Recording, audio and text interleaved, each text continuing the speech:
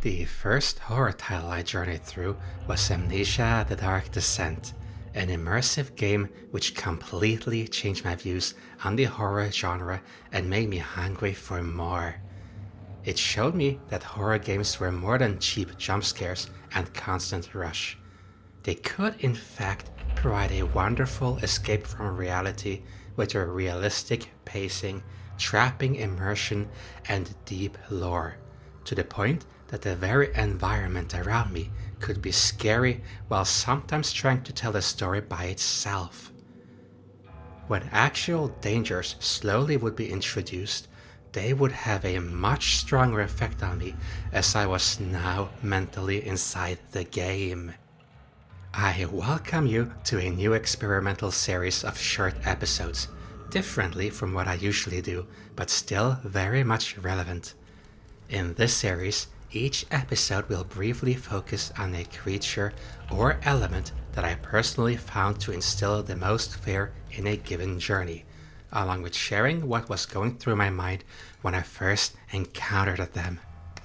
There are a good few horror treats in The Dark Descent, and all of you will each likely have different favorite scary creatures or aspects to look back to and remember.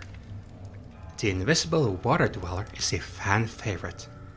What about the shadow, the guardian of the orb, lingering as a celestial entity ready to grotesquely tear you away from this very dimension? Nay, for me, the first few humanoid-shaped omens were the lasting ones. I am referring to the first glimpses of terror, namely gatherers according to their local folklore, also known as Castle Brennenburg's servants. While there are two variations of gatherers, the grunt made the first and deepest imprint on me. As the protagonist starts recovering his forgotten past, reading through old diary entries of him visiting a tomb in a desert, stealing with him an ancient relic, I quickly got into the mood of the paranormal, a subgenre for which I have a soft spot. Thus, as I occasionally in the dark distance spot a pale humanoid shape, my mind connects the dots and yells at me that the mummified spirits of the desert have come all this way to reclaim this ancient relic, forcibly so. I am in very grave danger, and I would certainly not stand a chance against manifesting spirits.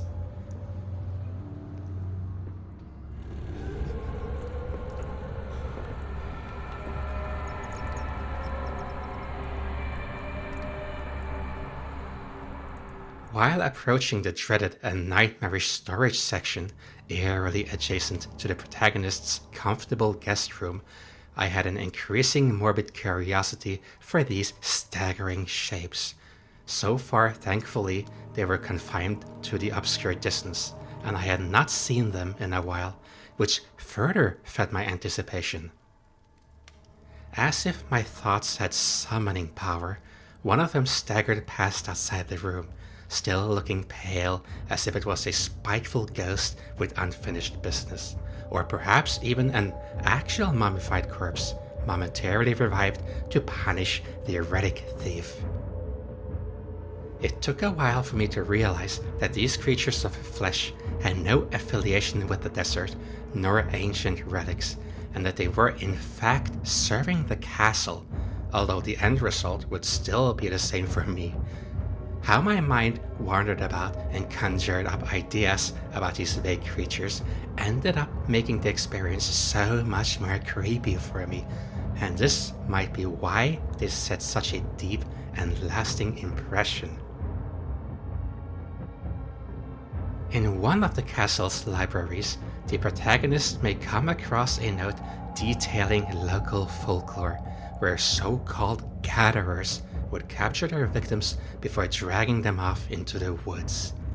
This is not mere folklore, however. These mythical gatherers were in fact the servants I kept spotting in the castle, mixing them up with Algerian mummies.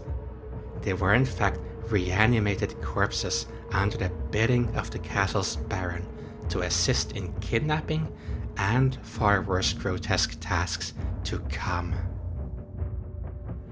Perhaps the most memorable moment of the game for me would be imprinted in the deepest part of the storage, where a spare set of elevator rods would need to be acquired in order to move forward.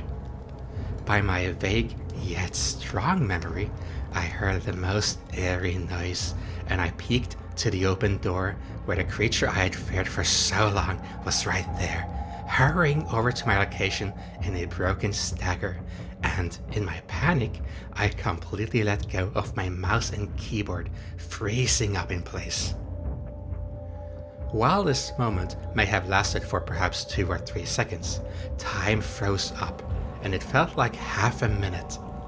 Just as the pale, horrific creature made a sudden leap to attack me, I clutched my controls and dodged its claws and made a dash through the storage. Nearing the storage exit, finally, I heard a grunt roar, but this time in front of me. So I turned around, ran back, and crouched down in a dark corner. My heart was racing, I was feeling pale, and I am almost certain I was close to passing out. Keep in mind that this was the first time I had touched a horror game, and it felt all too real. But by the end of the journey, something changed in me. Finishing this game made me feel a weird sense of closure, as if reaching one of the endings made me wake up in a weird sense. The powerful nightmares that had visited me so often had suddenly gone away. Being this scared made me feel very much alive, and I hungered for more horror content. Amnesia: The Dark Descent will be an immersive journey that I will never forget, and the vile grunt will always be the dreadful entity that comes to mind whenever I think of Brennenburg Castle. With so many terrifying things to come from The Dark Descent, the grunt was, and still is,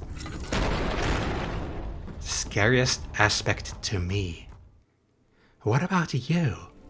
Let me know about your own personal experience and what defines the game for you. For now, thank you for checking out this new series, and I wish you a pleasant night to come. Good night.